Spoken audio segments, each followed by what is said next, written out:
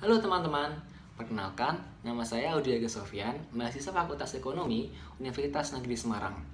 Nah, pada kesempatan kali ini, saya akan membagi sedikit tentang pengantar sistem informasi manajemen. Nah, langsung saja di bagian pertama, kita akan mengenal tentang sejarah sistem informasi. Dalam kurun waktu setengah abad sejak komputer digital untuk tujuan umum pertama kali dipasang di sebuah organisasi bisnis, peranti keras telah mengalami berlipat-lipat kali kenaikan kecepatan dan kapasitas yang juga disertai dengan pengurangan ukuran secara dramatis. Dalam waktu yang sama, aplikasi komputer juga telah mengalami evolusi dari yang sebelumnya digunakan untuk mengolah transaksi akuntansi secara sederhana menjadi sistem yang dirancang untuk mendukung manajer dan para pemecah masalah lainnya. Kemudian kita juga akan mengenal tentang hukum Moore. Arti hukum Moore bagi para pengguna adalah kekuatan komputer akan meningkat 2 kali lipat setiap 18 bulan dengan mengeluarkan sejumlah biaya tertentu. Kemudian, di dalam arsitektur komputer, inti dari sebuah komputer adalah prosesornya. Prosesor yang dikendalikan oleh sebuah sistem operasi mengelola alat input dan output, alat penyimpanan data, dan juga operasi atas data. Kita juga mengenal tentang CPU atau Central Processing Unit yang mengendalikan seluruh komponen lain. Nah, selain itu juga terdapat RAM atau Random Access Memory yang bertindak sebagai tempat kerja sementara bagi CPU. Jadi intinya, semakin besar area kerja, maka akan semakin cepat CPU menyelesaikan tugas-tugasnya. Dan yang terakhir juga ada hard disk atau alat penyimpanan data secara permanen.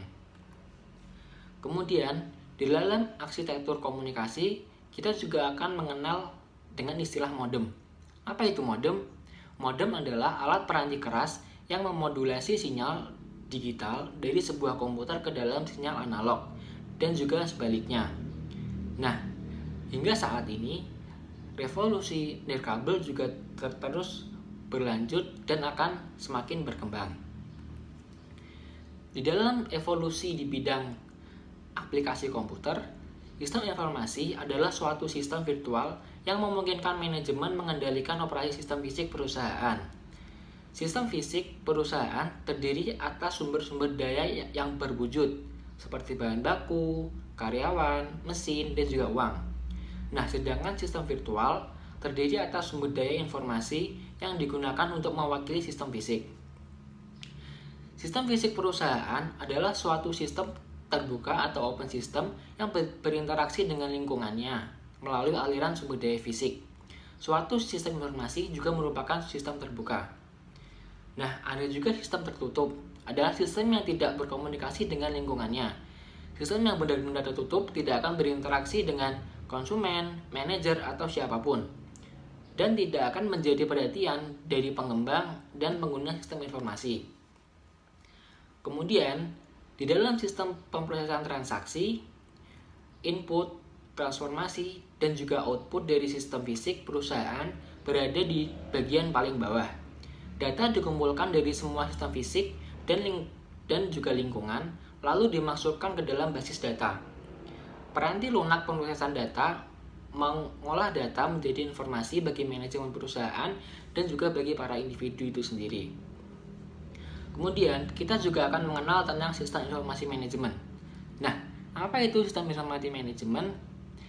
Sistem informasi manajemen atau disingkat SIM adalah suatu sistem berbasis komputer yang memuat informasi tersedia bagi para pengguna yang memiliki kebutuhan yang serupa. Informasi yang diberikan menjelaskan perusahaan atau salah satu sistem utamanya yang dilihat dari kejadian di masa lalu, masa sekarang, dan masa yang akan datang. Sistem informasi manajemen sendiri akan menghasilkan informasi melalui penggunaan dua piranti lunak, yaitu yang pertama, piranti lunak pembuat laporan, yang menghasilkan laporan berkala maupun laporan khusus, dan juga model matematis, yang akan menghasilkan informasi sebagai hasil dari suatu simulasi atau operasi perusahaan. Nah, di sini teman-teman bisa melihat tentang model dari sistem informasi manajemen itu sendiri. Nah, kemudian di dalam sistem kantor virtual ini awalnya sederhana dan bersifat administratif. Namun, kini mereka biasanya disebut suatu sistem produktivitas pribadi. Manajer menggunakan teknologi untuk melakukan pengelolaan sendiri atas bagian tugas-tugas administratif yang membantu para manajer di tahun 1960-an. Kemampuan aplikasi otomatisasi kantor dapat dilakukan di mana saja yang melahirkan konsep kantor virtual atau virtual office, yaitu melakukan aktivitas kantor tanpa tergantung pada suatu lokasi fisik tertentu. Misalnya, para manajer dapat melakukan konferensi video tanpa semua pihak harus hadir pada lokasi fisik yang sama. Kemudian, kita juga akan mengenal tentang sistem pendukung pengambil keputusan, yaitu sistem yang membantu seseorang manajer atau sekelompok kecil manajer memecahkan satu masalah. Salah satu contoh adalah DSS yang dirancang untuk membantu seorang manajer penjualan menentukan tingkat komunikasi terbaik bagi para tenaga penjualnya. Output DSS awalnya dihasilkan data suatu basis data relasional dan mencakup laporan berkala dan kasus serta output dari model-model sistematis. Berikutnya, ditambahkan kemampuan dukungan keputusan kelompok melalui peranti lunak yang berorientasi pada kelompok yang disebut dengan groupware. Groupware memungkinkan DSS bertindak sebagai suatu sistem pendukung pengambil keputusan kelompok. Kemudian, sistem perencanaan sumber daya perusahaan adalah sistem yang berbasis komputer yang memungkinkan manajemen seluruh sumber daya perusahaan dalam basis keseluruhan organisasi. Nah, siapa saja sih pengguna sistem informasi tersebut? Pengguna pertama output komputer adalah para karyawan administrasi di bidang akuntansi. Beberapa informasi seperti yang dihasilkan sebagai produk sampingan dari aplikasi akuntansi juga tersedia bagi para manajer. Ketika perusahaan menerapkan konsep sistem informasi manajemen, penekanan akan bergeser dari data menu ke informasi dan dari karyawan administrasi ke pemecahan masalah.